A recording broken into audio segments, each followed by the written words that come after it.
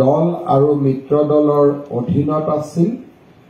এটা সমষ্টি কংগ্ৰেছ দলৰ অধীনত যোৱা 25 বছৰৰ পৰা আছিল আমাৰ দলৰ বাবে সামগুৰি সমষ্টি এটা কঠিন সমষ্টি আছিল কিয়নো সেই সমষ্টিটোৰ জনগাঁথনি ভাৰতীয় জনতা পাৰ্টিৰ যিসকলে আমাৰ দলক ভোট দিয়ে বা ইমান দিনে আমাক ভোট দি আহিছে তাক সেই সমষ্টিটোৰ জনগাঁথনিয়ে প্ৰতিফলন কৰা নাছিল বিপ্লুৰঞ্জন শৰ্মা ডাঙৰীয়াক যিদিনাখন মাননীয় সভাপতি ভৱেশ কলিতা ডাঙৰীয়াৰ লগত আলোচনা যে 65% সংখ্যালঘু লোক থকা সিট এটা বিজেপি দলে চাহ বাগিচাৰ শ্ৰমিক এজনৰ সন্তানক কেনেকৈ জিকাই আনিলে কিন্তু সেই আলোচনা সেই সময় কৰা হোৱা নাছিল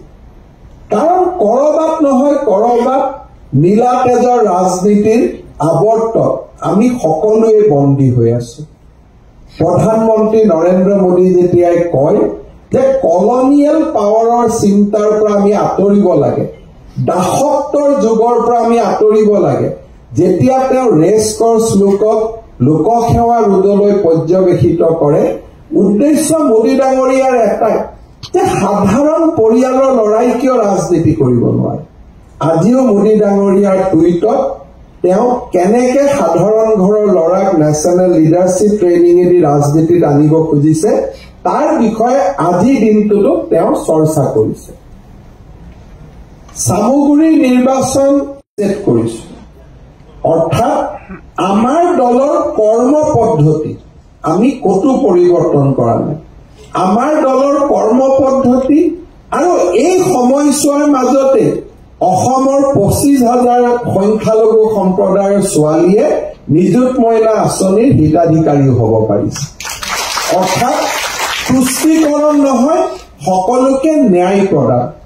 আজি এই নীতি ধীৰে লাহে লাহে অসমৰ সংখ্যালঘু সম্প্ৰদায়ৰ লোকেও মানি লৈছে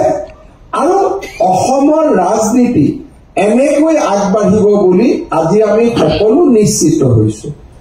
কৰিমগঞ্জ বিধানসভাৰ লোকসভাৰ নিৰ্বাচনৰ চমকপ্ৰদ বিজয়ৰ পিছত আজি সামগুৰিৰ সংখ্যালঘু জনসাধাৰণে সংখ্যাগৰিষ্ঠ সম্প্ৰদায়ৰ লোক এজনক ভোট দি জয়লাভ কৰোৱাটো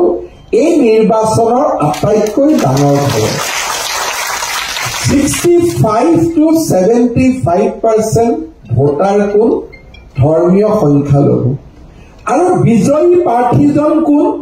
বিজয়ী প্ৰাৰ্থীজন সংখ্যাগুৰু সম্প্ৰদায়ৰ লোক আৰু সেই সমষ্টিৰো বাসিন্দা নহয় ভাৰতীয় জনতা পাৰ্টিৰ প্ৰতি মানুহৰ অটুট বিশ্বাসে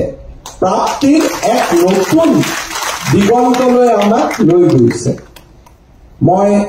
আজি নিশ্চয় উল্লেখ